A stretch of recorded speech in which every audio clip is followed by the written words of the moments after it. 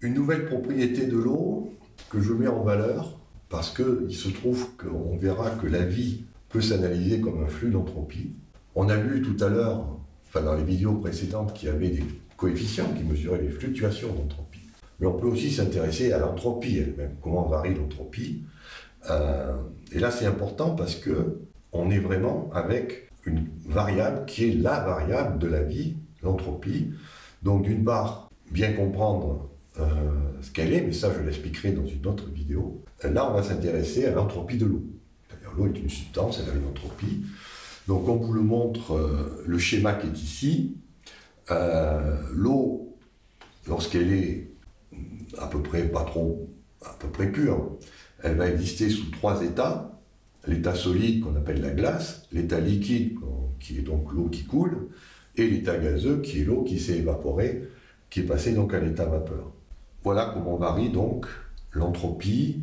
Elle est très basse dans la glace. On voit que lorsque la glace se met à fondre, elle augmente brutalement. Le liquide est un milieu qui a une entropie qui est beaucoup plus importante. Quand je monte la température, eh bien, l'entropie augmente. C'est une loi qui est tout à fait générale. L'entropie augmente toujours lorsqu'on chauffe. Et puis, dès qu'on arrive à l'ébullition, de nouveau, une très forte variation d'entropie pour arriver donc dans le gaz, la vapeur d'eau, où là, de nouveau, l'entropie se remet à augmenter. Donc, si on s'intéresse au liquide, voilà ce que ça donne pour l'entropie. C'est-à-dire que là, il n'y a pas d'anomalie. Plus je chauffe, plus l'entropie du liquide augmente. Par contre, l'eau manifeste son originalité par le fait que ce n'est pas une variation linéaire. Il y a des courbures, comme on le voit ici, des courbures à basse température, des courbures à haute température. Si on veut analyser un petit peu ces variations d'entropie, là, il faut faire appel à la physique quantique. C'est la seule façon de justifier l'entropie. Donc, soit vous regardez ce qui se passe lorsque vous amenez de la chaleur, soit vous regardez ce qui se passe lorsque vous fondez, c'est-à-dire que vous passez de l'état solide à l'état liquide, soit lorsque vous passez d'une solution, vous mettez des espèces en solution, comme du chlorure de sodium. Et donc à chaque fois, on verra en physique quantique que l'énergie se met non pas sous forme continue, mais sous forme discrète.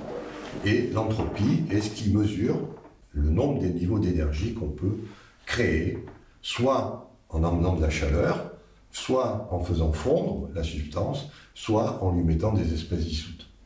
Le fait de faire ça crée des niveaux d'énergie, et ce qui fait qu'on peut, quand on a plus de niveaux d'énergie, on peut mettre plus d'entropie dans la matière. L'entropie, donc, comme on l'a déjà dit, est la variable conjuguée de la température, et on a ce second principe qui dit que dans l'univers, toute variation d'entropie ne peut se faire qu'avec une augmentation, c'est-à-dire qu'on va toujours vers des mélanges. À l'échelle de l'univers, il faut toujours arriver à mélanger les choses.